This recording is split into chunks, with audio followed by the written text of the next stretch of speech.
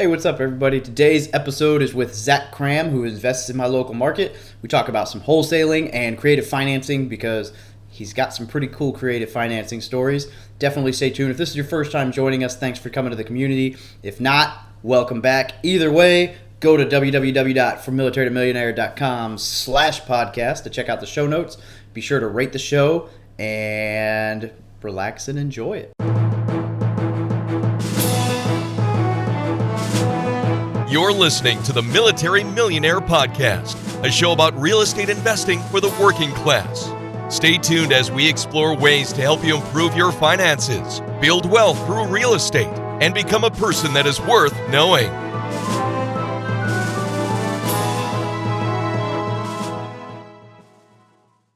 Hang on tight, we got a word from our sponsor. Guys, on this podcast we talk a lot about the roadblock to success for military members in getting started in real estate investing. For many of us, the barriers of time, location, and not having the right knowledge keep us from building wealth while serving our country. Well, let me tell you about Storehouse 310 Ventures. They get it.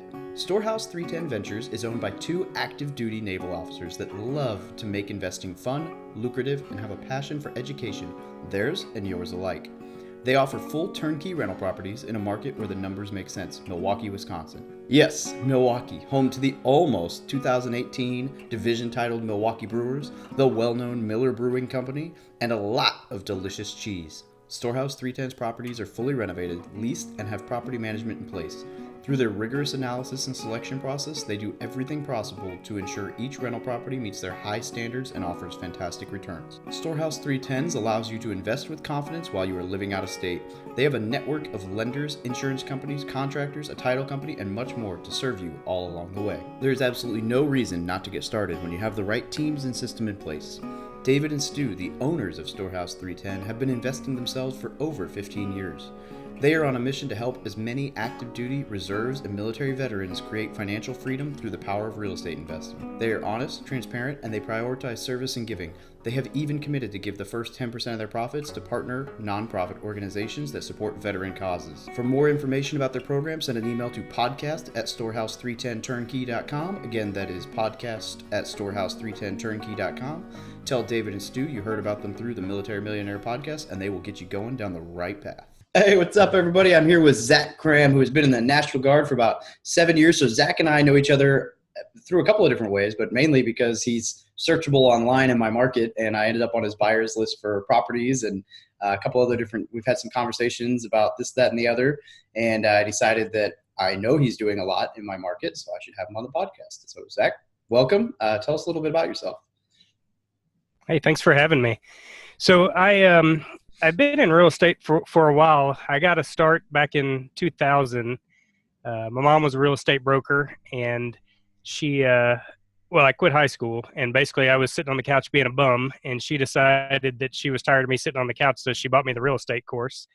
And I took it because I didn't want her to waste her money, and I figured, well, I'm not doing anything else. I might as well sell some real estate. And I figured, she was a broker. I kind of grew up in that business, and I figured, well, I'll just do what she does. It'll be easy. And I found out real quick that nobody wanted to list their house with an 18-year-old. So out of necessity, I kind of moved into investment properties, the properties that nobody else wanted to deal with. So what I did was I started locating properties for real estate investors. And this is in Atlanta in 2000 when the market was really good. I worked as a buyer's agent mostly. Market was really hot. We sold a bunch of properties to wholesalers. I learned real quick that they were making a lot more money than I was. So I started partnering with some guys. One of the guys loaned me some money out of his IRA, turned me on to another guy who had some money in his IRA, started doing some fix and flip stuff. Worked real great.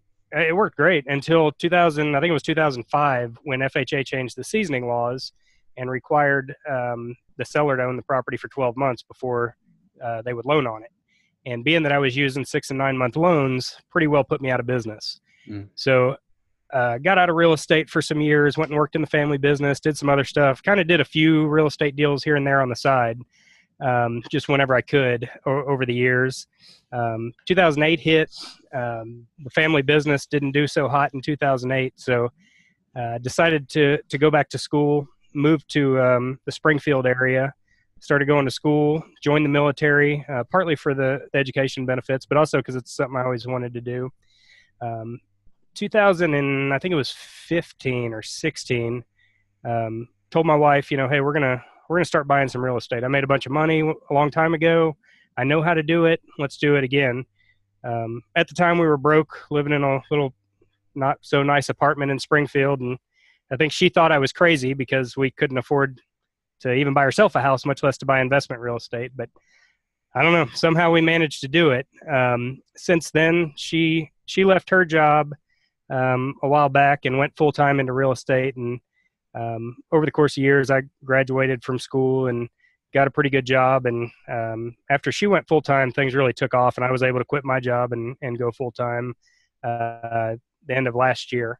And right now we're just rocking and rolling. We've done, as of yesterday, we did 33 since January 1st. So we've been blessed. We've just been doing everything we can to make it work. That's awesome. So what is your main strategy I know you obviously you wholesale stuff, because I see it and I look at buying it. But what is that your main strategy, or what do you prefer to do?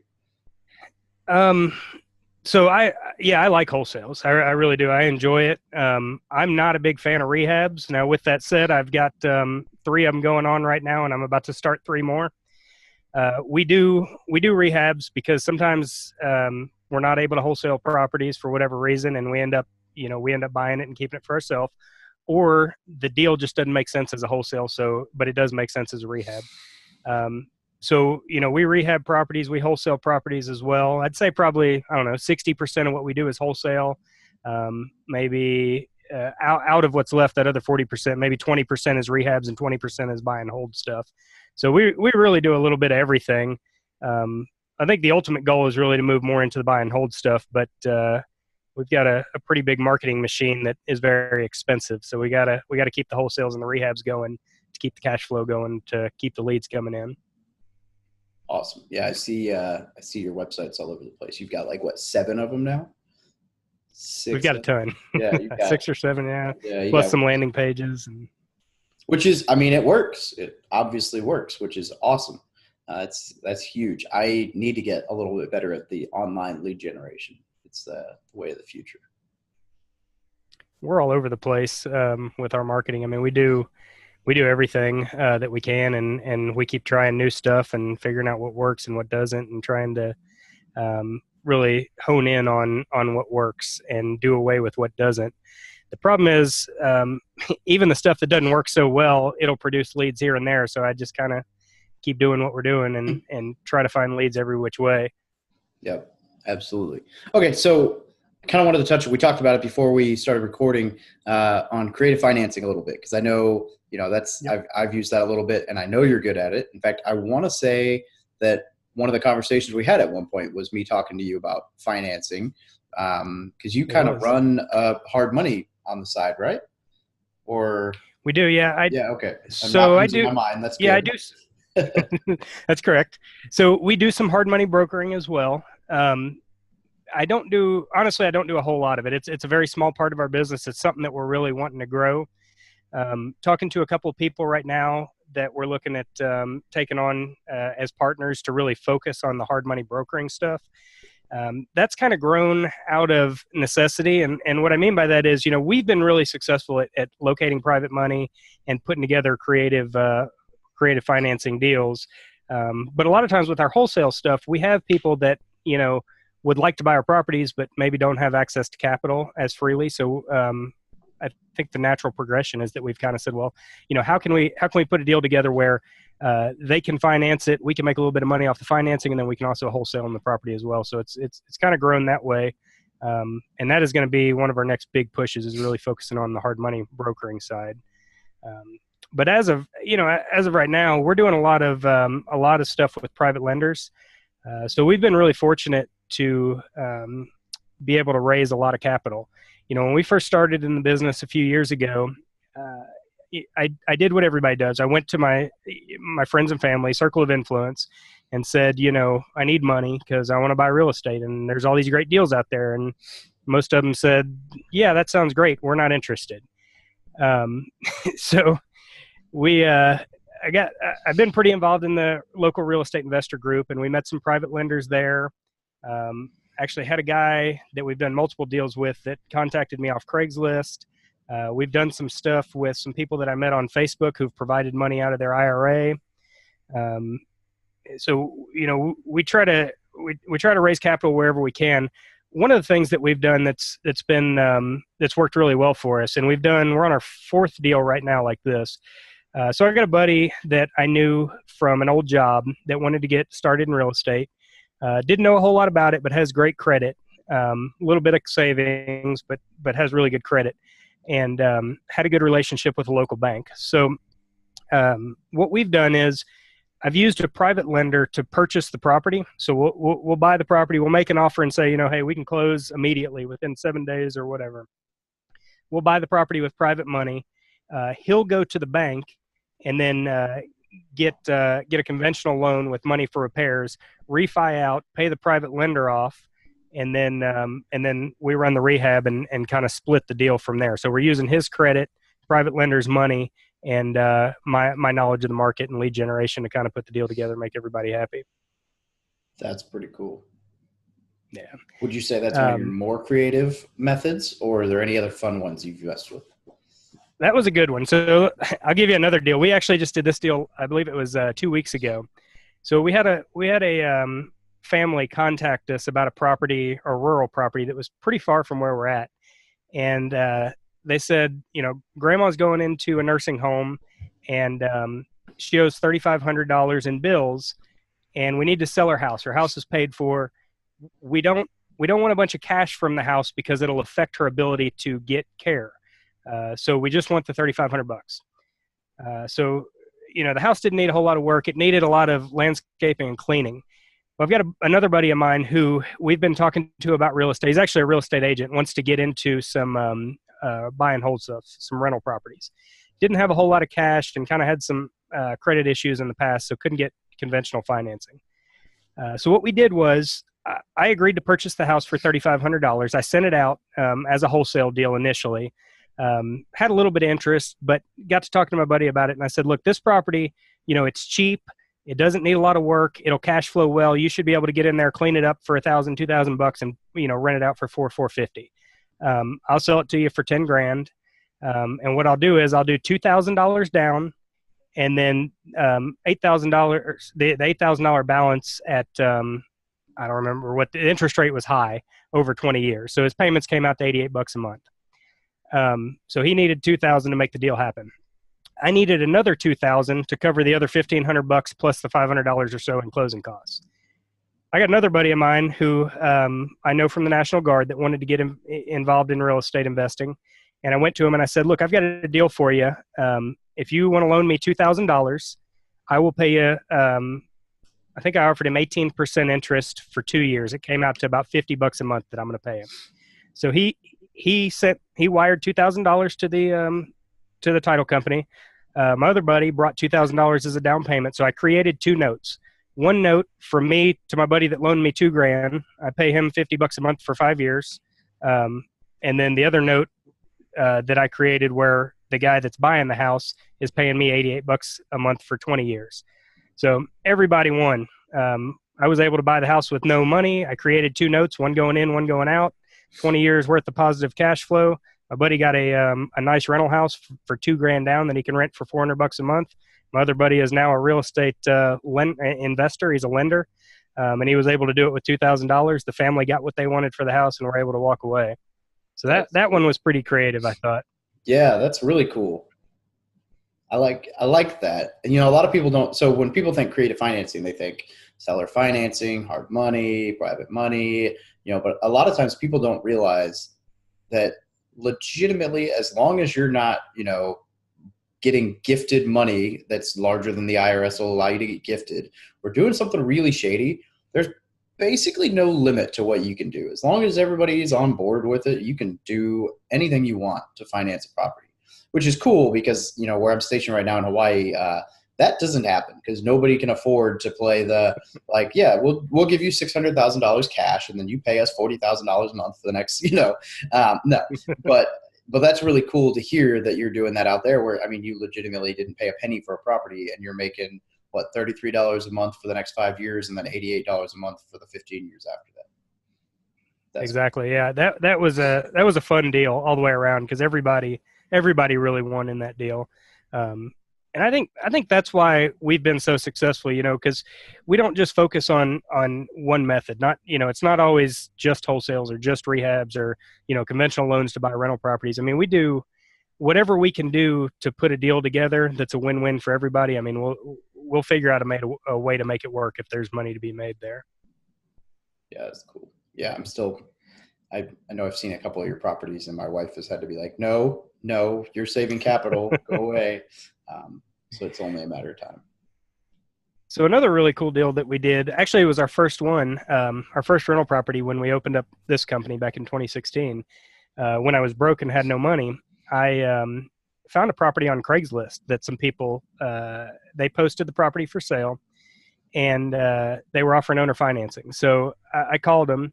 And the deal was that they were landlords that had owned a bunch of properties, sold off most of them, had this one that they did all the repairs on the inside. The only thing left to do was paint on the outside, and they were just done, just didn't want to be landlords anymore. So they were asking $60,000 for it. It was probably worth 75 to 80 after some paint. So we went kind of back and forth on the owner financing, but basically they wanted $5,000 down and they wanted it financed over 10 years. It's, I think, 6%. At those numbers, I couldn't cash flow. So what I did was I came back and I said, look, I'll give you the $5,000 down and I will amortize it over 20 with a 10-year balloon. It knocks my payment amount down, but I can cash flow a couple $100 a month. Got a little bit of equity, not a whole lot. When I explained it to them that way, they understood it because they've been in the business for a long time. So they accepted the offer. And then I said, okay, now what? Because I don't have $5,000 or a couple $1,000s to get it painted. So I started scrambling for money. This was, like I said, this was our first deal. So I didn't really have private lenders in place. Went to family, friends. Nobody was really interested in doing it. So what I did was I took a loan against my TSP for the $7,000 that I needed. Used the money for the down payment and the paint on the property. And then I pay myself back. I pay my TSP back each month out of my drill check. So I was able to buy that property. I didn't really have to, I guess I did come out of pocket because it was my TSP, but nothing out of my personal account. And then we immediately rented it out. We've had that property for a couple of years now, and it brings in $300 a month, and it's probably got 25, 30,000 worth of equity in it now. And the nice quick and easy. And oh, sorry. Oh, I was just going to say, and they were really happy because they were able to keep that cash flow. They've had that property rented for 19 years, so they're still able to get their cash flow, but they don't have to deal with tenants anymore. Yeah, that's cool. That's cool for sure. So the TSP, a lot of people, for those listening who don't understand, that's the thrift savings plan. It's a military retirement plan.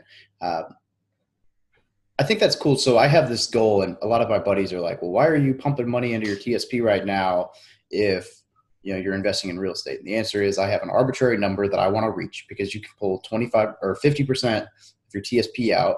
And then when you repay it, the interest paid, which is only like 1 or 2%, gets paid back to yourself. So you're paying yourself interest to borrow money. So it's a win-win. You're not going to get anything better than that. Now I understand when you pull money out, you're losing out on compound interest, this, that, and the other. But the cool thing for me is that 30,000, 40,000, 50,000, whatever you've got in that plan counts as reserves. So when you're looking to start buying commercial properties and they say, hey, I want to see 2 months worth of reserves. Oh, well, shoot, I don't have an additional $20,000 laying around. Oh, actually, I got 50 in this retirement fund. So, yep, it's all right there. Great. So I think that's cool that you were able to use that, because a lot of people don't even think about that. The other really cool thing about TSPs is this, I think a lot of people don't think much about what to do with it after you get out of the military. But when you get out, you can roll that over into a self-directed IRA and then use that self-directed IRA to either purchase properties or loan money to other people to purchase properties with. And we do a lot with private lenders who use their IRA to fund our deals. So, all that money goes back to them either tax-free or tax-deferred, depending on whether it's a traditional or Roth. But if it's money that, they don't need to live on, it's a great deal for the private lenders. And then, one of the things that I learned, actually, we just went to a conference this weekend, a real estate conference, and equity trust companies spoke about IRAs. And I learned a really cool trick that we're gonna start using to help build up our IRA. Since we're self-employed now, one of the issues that we have is we're not investing money into a 401k or another type of tax-deferred account. So I know that one of the big issues that people have with the IRA is that you're limited to the amount of money that you can put in there per year. But a trick that I learned to build it up really quickly is you can use your IRA to wholesale properties with. So when you put a property under contract, you can actually have your IRA write the earnest money check, sign the contract in the name of the IRA, and then take your assignment fee back into your IRA. So you can literally use a $10 earnest money check to make a $5,000 or $10,000 or $20,000 assignment fee directly into your IRA that's all tax-free. That's actually really cool for people who are pretty good at wholesaling. I like that. I'm writing that down. So that's something we haven't done yet, but I'm planning on, trying to do a couple a year that way to help build up that IRA account a little bit quicker. Yeah, that's super cool idea. And I like the idea of rolling. I mean, the TSP is nice, so I don't know if I'll ever roll it into a self-directed because I like being able to just leave it alone and know it's there. And I know that if it's self-directed, I'm going to spend it on, I'll never have the money there as a reserve or a backup in case something happens. Cause I'll be like, ooh, new property. Yep. New property. But that is a really cool idea. So I have a couple questions that I like to ask all my guests, especially active duty guys or reserve guys, military guys who understand, kind of what it is that we go through. And this will be kind of cool for me to hear because I'm intimately familiar with your market. It's funny because I got started in December. Like I bought my first property in December of 15. So we started same time, same town. I was an active duty recruiter in Springfield up until 2016. So we, who knows, may have crossed paths at some point in that market, but it'll be interesting to hear kind of some of your answers on this because I'm going to be going back there and who knows, may end up working in the Guard with you, although probably not smart enough to be a medic, but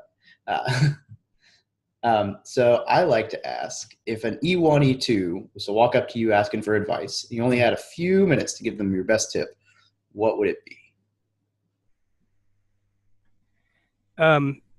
You were breaking up just a little bit there. My internet connection is a little slow. Run that by me one more time. Sorry. I said, if an E1, E2 walked up to you asking for advice, you only had a few minutes to give it to them, what would be your best, or what would it be? It would be get on Google and Google what is the time value of money. Read everything you can about it, understand it, and use that to your advantage while you're young.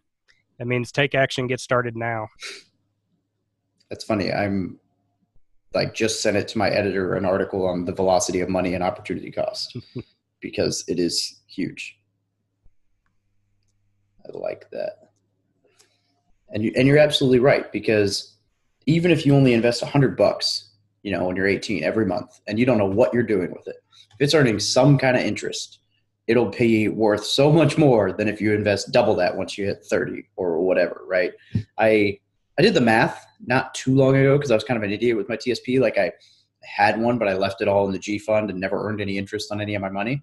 And I didn't max it out when I was deployed like a knucklehead. But I did the math. And if I'd done the exact same contribution and just known which fund to put the money in, I would have made $18,000 more in my first 10 years. And that's really the key is taking advantage of that time. The returns are going to be what they're going to be.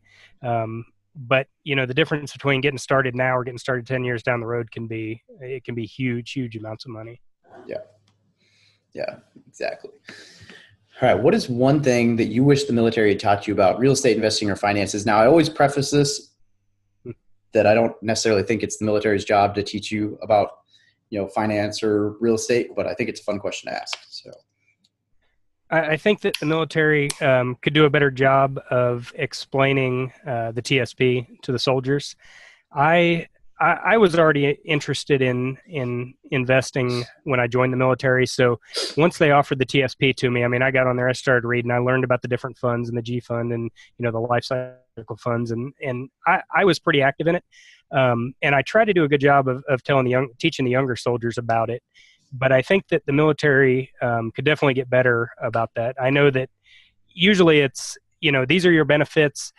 Don't go get high interest credit cards and don't go out and buy a Camaro at 24%.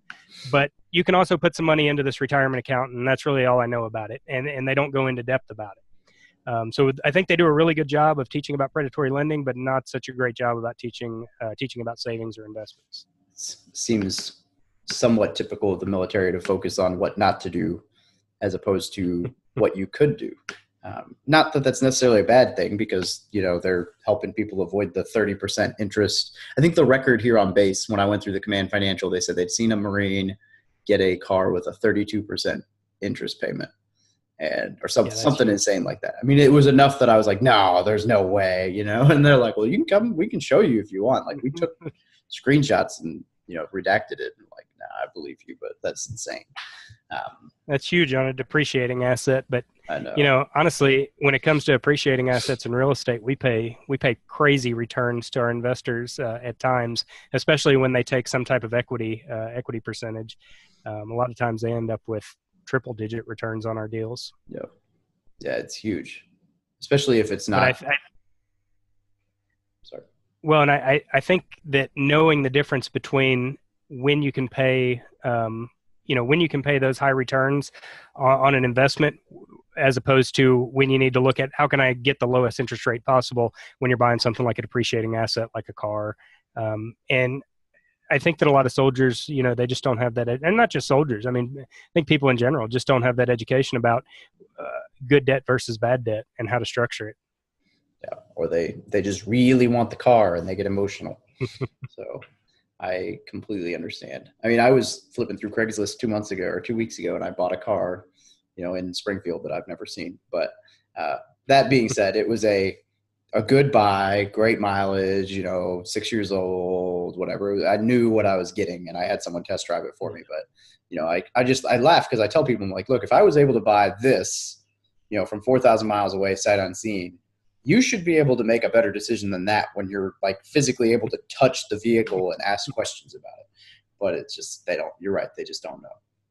So, all right. So what makes the Zack Kram method of investing in real estate unique or successful?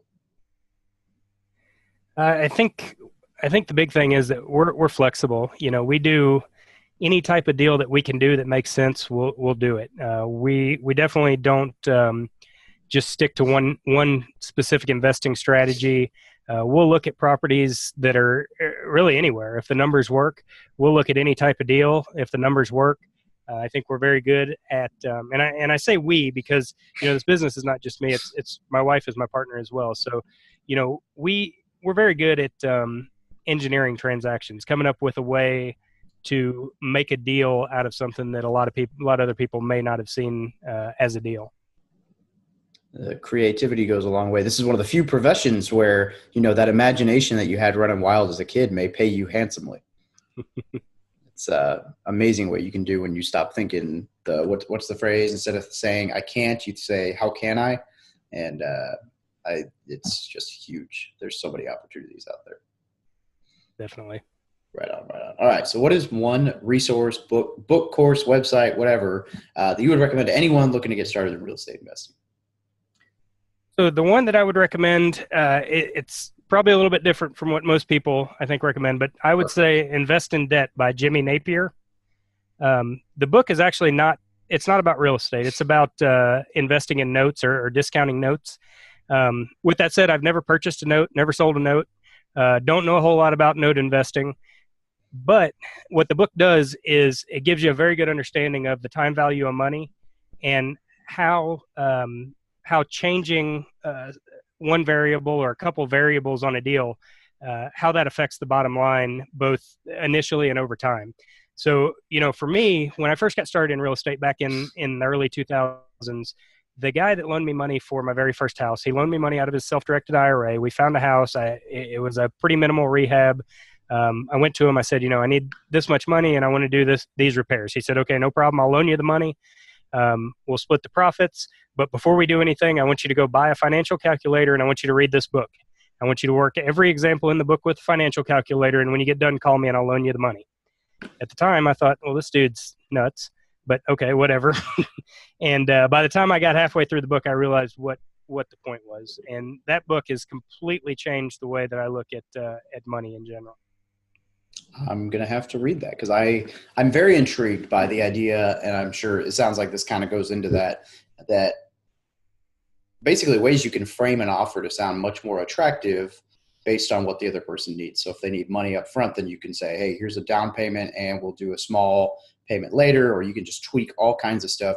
And you can even, that's how you can get away with saying, hey, if I hold this for 30 years, my total payment to you will be $100,000 more than you're asking for the property. But exactly. I'm only going to pay you this much at closing, and then it'll be over that time. And then if you refinance out or whatever. So that sounds like a very intriguing book. I'm going to have to go read that. So that brings up a good point. And one of the things that we like to do is when we make offers, a lot of times we'll make 2 offers or sometimes even 3 offers. If a property, especially if a property is paid for, if I know that they don't have a mortgage on it, almost always I'll ask them, what do you want for the property? And whatever price they say, I will offer them that price. And the way that I'll do that, if they say, hey, I want $100,000 for the property, no problem. I'll give you $100,000 divided in equal payments over 20 years. Or if you want cash, I can give you cash. We can close in 7 days at $65,000 or whatever my offer is. That does 2 things. One is it takes the sting out of my low offer, out of my cash offer, and kind of lets their guard down. But 2 is, a lot of times these guys, they say, well, if you'll give me what I'm asking, I'll be more than happy to take those payments. Well, that allows me to buy properties with no money down and no interest. With a property like that, even though I'm paying full price, if I can rent that property out, every bit of the rental income that comes in goes to pay down the principal. So it's all equity capture. Awesome. And you're right. Yeah, I actually do the same thing. I'll do 2 or 3 offers. It got to a point where, because I'm not in Missouri, so I have to use an agent for now. But it got to the point where my realtor is like, I'm just going to call people and say, this is what we're doing. Are you cool with that? Before I ever write an offer for you. I was like, yeah, I don't care. Whatever. You can do that in Missouri. You can't do that in a hot market like out here. But you can just call and say, hey, look, he's thinking he'll offer you full price cash, 75%, with at this price or 65% if you do this or whatever, right? You can structure it however you want. And you can just pick up the phone, call, and they can laugh at you. And then you're like, oh, okay. All right, well, we'll move on. Or they, send the offer over. And I really like that. It's cool. All right. Before we wrap this up, any parting ideas, any big ideas, something that we missed that you'd like to touch on?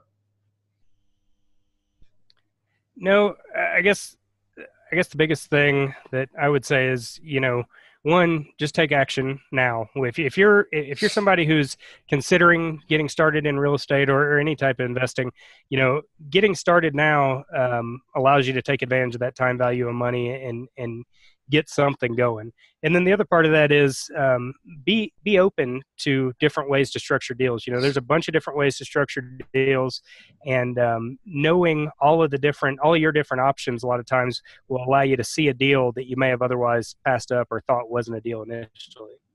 Absolutely. Awesome. Well, Zach, I know you got 7 websites, but if somebody wanted to reach out to you to get in touch, where would be the best place for them to do that? And I'll link it in the show notes.